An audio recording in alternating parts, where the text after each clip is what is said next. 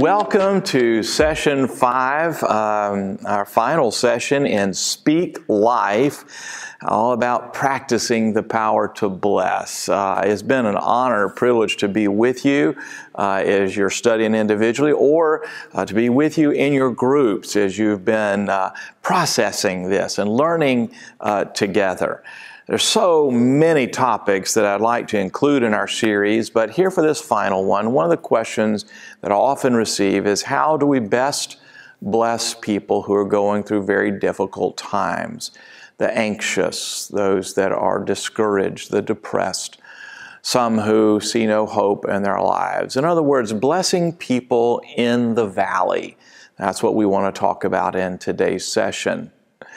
A number of years ago, for some reason, I happened to catch a vignette on the Weather Channel.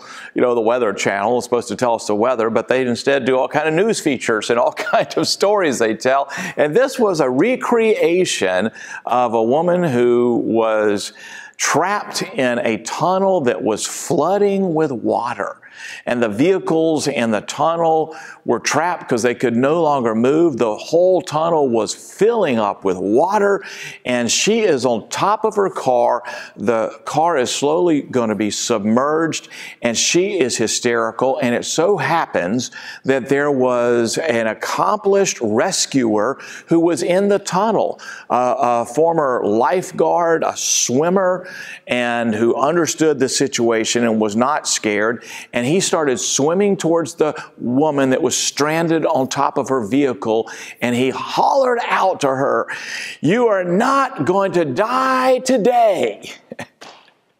I never forgotten that, because the words calmed her down enough to be rescued. Because anyone who knows anything about drowning knows that the worst thing you can do is to rush out there and try to rescue a drowning person, and you got no means of saving them, because they'll climb all over you and sink you both. And in fact of the matter, our panic over the deep waters is what makes us more likely to drown in them. But when we bring a word of authentic hope, the power of blessing released into the middle of the most difficult life situations, I feel like it's like that rescuer saying, "You're not going to die today." The sound of that can calm the soul and put us in a position to be rescued, to be escorted to a new place. And so let's talk about blessing and how it might be the only way out for someone in a very dark valley.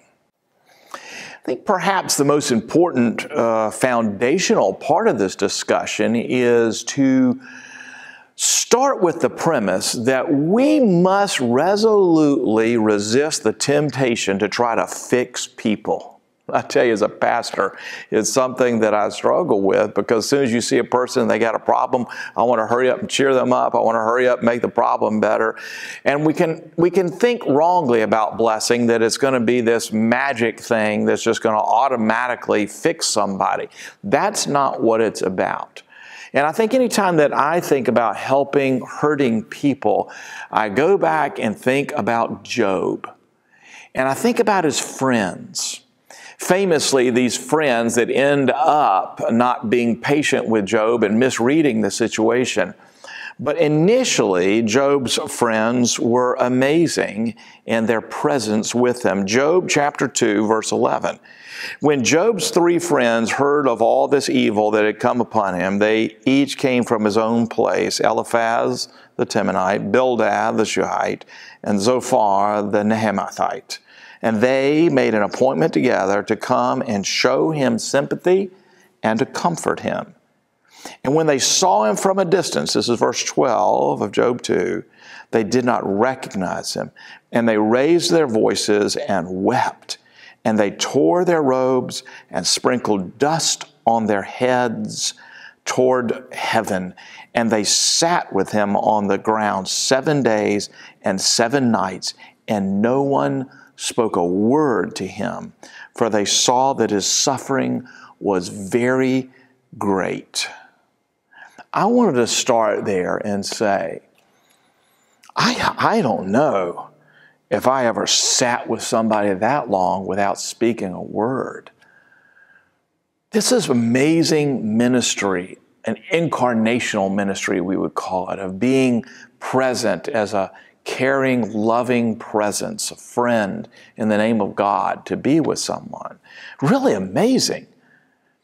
But after that long of being there for 7 days and 7 nights, after a while, they started wanting to fix the situation. That's the temptation. Here came the mistakes. I'll highlight a few of them. Eliphaz in Job 4:2 said, "If one attempts a word with you, Job, will you become weary?" Classic mistake. The temptation to someone who's in a valley is to bring a word of correction to them.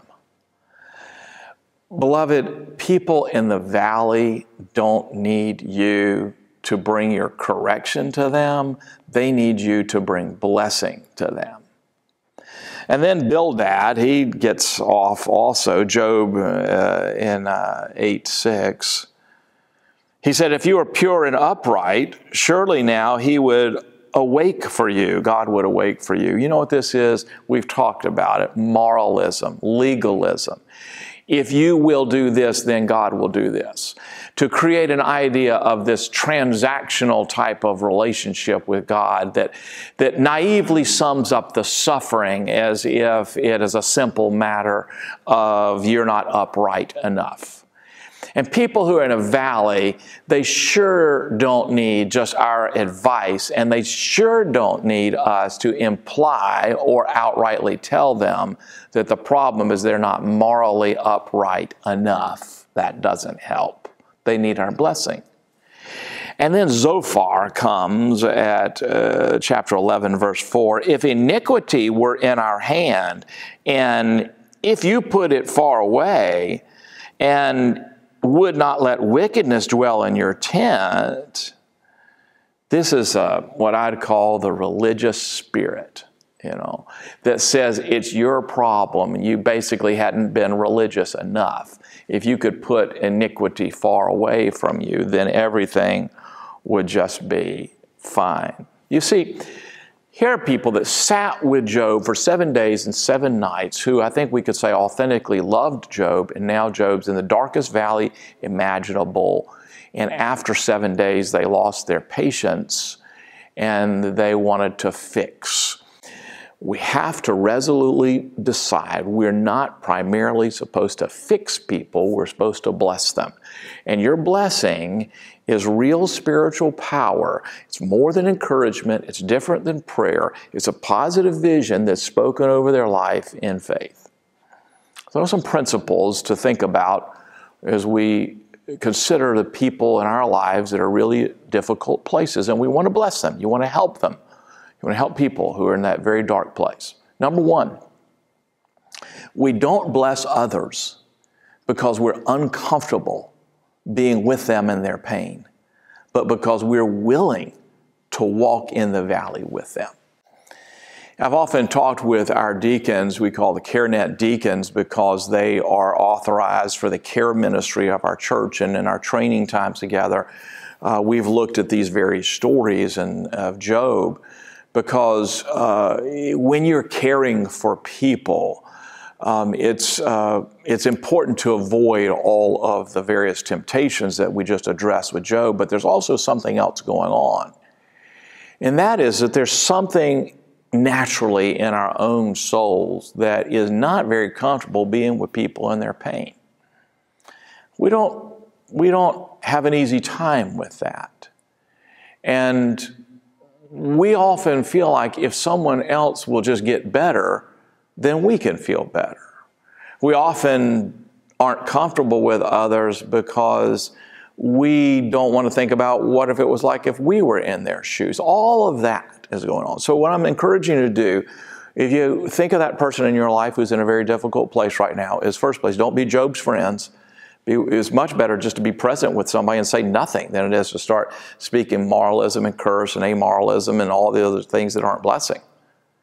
But it's also important to recognize in your own heart, your own being, how tempting it is to try to hurry up somebody to get better because we're uncomfortable with it. That's not what we're blessing them. We're blessing them because we love them, and we're willing to be with them in it. Number two, we don't bless others because we are uncomfortable with mystery. We bless because we're willing to embrace that mystery. Human suffering is complex, nuanced, and often a sheer mystery. Blessing appreciates the complexities and mysteries of the valley. We are not, in our blessing, trying to oversimplify the suffering of this world. We're not trying to explain it away. We're not trying to cure it all. We are instead saying we're coming into this valley with you, and we're coming in with hope. We're coming in with a word of hope. We're coming in with authentic, positive vision that's rooted in God's word. If you want to help people with your blessing and they're in a really difficult place, then it's important to understand a few things about hurting people. Number one, they might feel really desperate, like that drowning person that I described in our introduction. Could be that a person, as soon as you get around them, they're going to seem so desperate that they could make you feel like you're the life preserver. You're not the life preserver. God is. You're a messenger, and you're a partner with God. Don't get scared off by their desperation. Just understand that you're going to have your own boundaries. The famous thing about saving a person who's drowning is to make sure that you're on solid ground before you can really help them. Make sure that you've got the proper equipment. You need the boat. You need the life preserver. You need what is... Because people sometimes are just really desperate. And if you begin to bless them, they can not only just hungrily devour every scrap of blessing you have, but it can be almost like they're clinging to you. And that's something to be important to be aware of. The second thing to be aware of with hurting people, they very well might feel ashamed. They might be thinking, what did I do to cause this? Shame always makes us feel like that there's something wrong with us, and other people aren't suffering like I am. Other people aren't depressed like I am. So what's wrong with me? What's wrong with my standing in this world, or with God, or with others? Be aware of that. Be sensitive to that. They probably have shame. Number three, when you interact with hurting people, be aware they might feel antagonistic toward God, or you, or anything spiritual. They very well might be. They might have blamed this on God, or they might have had it with any religious talk. I think it's really important that you don't just come in with these religious cliches to people that have kind of had it with all of that. The fourth thing to know about people that are hurting is they might just be in major denial also. And so they could be prone to accept the superficial. Blessing doesn't deny the suffering. Blessing affirms God's presence in the midst of it. Essentially, we're seeing God in their lives when maybe they can't. A fifth thing to know about hurting people is that they may be acutely aware of the depth of the valley, and they are therefore very wary of anything superficial.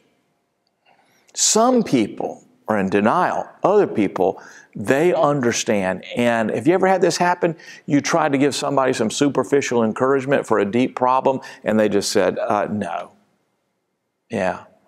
That's not touching. In other words, you're not relating to it deeply enough. There are so many dynamics we could talk about, but these and all make it more important that the blessing of the hurting person is full of grace and truth, as we've been speaking about throughout our sessions. Recognize that when someone hasn't been blessed and they're in a hurting place, it is all amplified. One of the pictures in the Bible of an unblessed soul is Esau, the firstborn of Isaac's twin boys. Esau, the firstborn, is preparing to come and receive this very special moment where his father Isaac would bless him, but instead Jacob came in and stole the blessing. The whole story is dramatic and powerful and gripping. I want to read a couple of passages from the story in Genesis chapter 27 to illustrate something for you. When Jacob came in and stole the blessing, he'd scarcely left, and Esau came in, Genesis 27, and at verse 31, he prepares this meal, and he comes to bring it to Isaac to say, that you may bless me. At verse 32, his father Isaac said to him, "Who are you?" He said, "I'm your son, your firstborn Esau." And then Isaac trembled very violently and said, "Who was it then that hunted game and brought it to me?"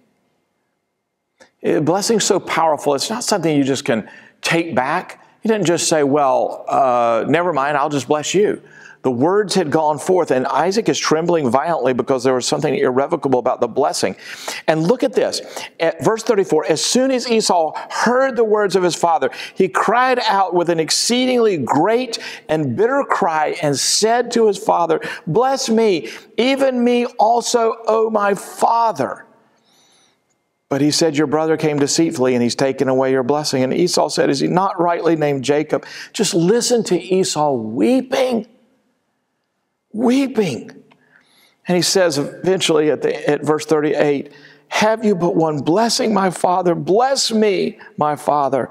Esau lifted up his voice and he wept. That's the cry of an unblessed generation. "Daddy, where is my blessing?" Esau, like all souls that have become unblessed, go through a deep valley. He became exceedingly bitter. He wants to kill his brother. He is full of shame and isolation. So when someone's in a valley and they've never been blessed, let me tell you what it's like. And you'll see this. You start speaking just the simplest blessing to someone, you may just see tears in their eyes. And let me tell you, those tears are tears of hope and joy. Because blessing comes like water to a very deep, very dry place. Blessing the hurting is a deep privilege, and it's a very special challenge. And yet, it might be one of the most important things you could ever do in your communication.